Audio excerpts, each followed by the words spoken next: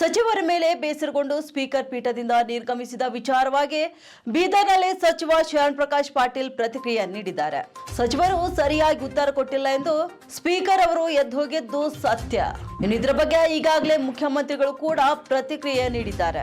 ಇದರಿಂದ ಮಾನ ಏನು ಹೋಗಿಲ್ಲ, ನಾನು ಕೂಡ ಅದನ್ನ ಸಮರ್ಥನೆ ಮಾಡಿಲ್ಲ.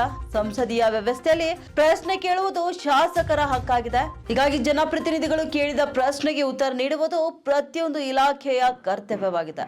ಶಾಸಕರು ಪ್ರಶ್ನೆ ಕೇಳಿದಾಗ ಸಂಬಂಧಪಟ್ಟ ಇಲಾಖೆಯವರು ಉತ್ತರ ಸಿದ್ಧಪಡಿಸಿ ಸಚಿವರ ಅನುಮೋದನೆಯನ್ನ ಪಡೆದು ಉತ್ತರ ಒದಗಿಸಬೇಕು. ಈ ಹಿನ್ನೆಲೆ ಮುಖ್ಯಮಂತ್ರಿಗಳು ಸಹ ಎಲ್ಲ ಸಚಿವರಿಗೂ ಸರಿಯಾದ ಸಮಯಕ್ಕೆ ಸಮರ್ಪಕ ಉತ್ತರವನ್ನು ಒದಗಿಸುವಂತೆ ಸೂಚನೆಯನ್ನ ನೀಡಿದ್ದಾರೆ. ಇನ್ನು ಮುಖ್ಯಮಂತ್ರಿಗಳ ಸೂಚನೆಯಂತೆ ಶಾಸಕರ ಪ್ರಶ್ನೆಗಳಿಗೆ ನಾವು ಉತ್ತರ ಒದಗಿಸುವ ಕೆಲಸ ಮಾಡ್ತೇವೆ.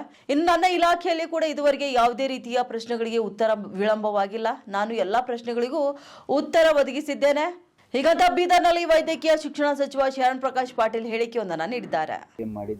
ಏನಂದ್ರೆ ಅಲ್ಲಿ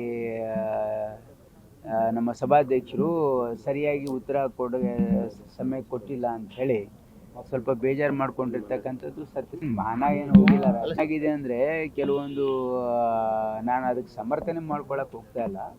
ಬಟ್ ಯಾವುದೇ ಇಲಾಖೆಯಲ್ಲಾಗಲಿ ಇವತ್ತು ಪ್ರಶ್ನೆಗಳು ಶಾಸಕರು ಕೇಳಿದಾಗ ಅದು ಪರಮಾಧಿಕಾರ ಅವರು.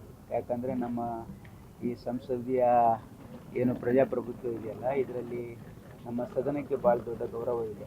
ಅದು ವಿಧಾನಸಭೆ ಇರ್ಬೋದು, ವಿಧಾನ ಪರಿಷತ್ ಇರ್ಬೋದು, ಪಾರ್ಲಿಮೆಂಟ್ ಇರ್ಬೋದು. ಹಾಗಾಗಿ ಜನರಿಂದ ಆಯ್ಕೆಯಾಗಿ ಬಂದಿರತಕ್ಕಂಥ ಶಾಸಕರ ಅವರ ಏನು ಪ್ರಶ್ನೆಗಳಿರ್ತವೆ, ಅವರೇನು ಈ ಸಾರ್ವಜನಿಕ ಹಿತಾಸಕ್ತಿಯಲ್ಲಿ ಪ್ರಶ್ನೆಗಳು ಕೇಳ್ತಾರೆ, ಅದಕ್ಕೆ ಉತ್ತರಿಸ್ತಕ್ಕಂಥದ್ದು ಅದು ಕರ್ತವ್ಯ. ಅದು ಇಲಾಖೆಯ ಕರ್ತವ್ಯ. ಇಲಾಖೆ ಅಧಿಕಾರಿಗಳು ಇದನ್ನು ಸಿದ್ಧಪಡಿಸ್ಬೇಕು. ಯಾವುದೇ ಪ್ರಶ್ನೆ ಬಂದಾಗ ಅದರ ಮಾಹಿತಿಯನ್ನು ಸಿದ್ಧಪಡಿಸ್ತಕ್ಕಂಥವರು ಅಧಿಕಾರಿಗಳು. ಅದಕ್ಕೆ ಮಾನ್ಯ ಸಂಬಂಧಪಟ್ಟ ಸಚಿವರು ಅದಕ್ಕೆ ಅನುಮೋದನೆಯನ್ನು ಕೊಟ್ಟು ಸದನಕ್ಕೆ ಉತ್ತರವನ್ನು ಒದಗಿಸ್ತಕ್ಕಂಥದ್ದು ಭಾಳ ವರ್ಷದಿಂದ ಪರಂಪರೆ ಇದು.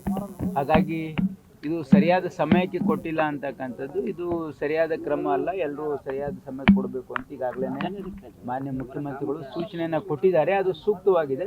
ಅದನ್ನು ಎಲ್ಲ ಸಚಿವರು ನಾವು ಮಾಡ್ತೀವಿ. ನನ್ನ ಇಲಾಖೆಯಲ್ಲಿ ಯಾವುದು ಪ್ರಶ್ನೆ ಎಲ್ಲ ಪ್ರಶ್ನೆಗಳು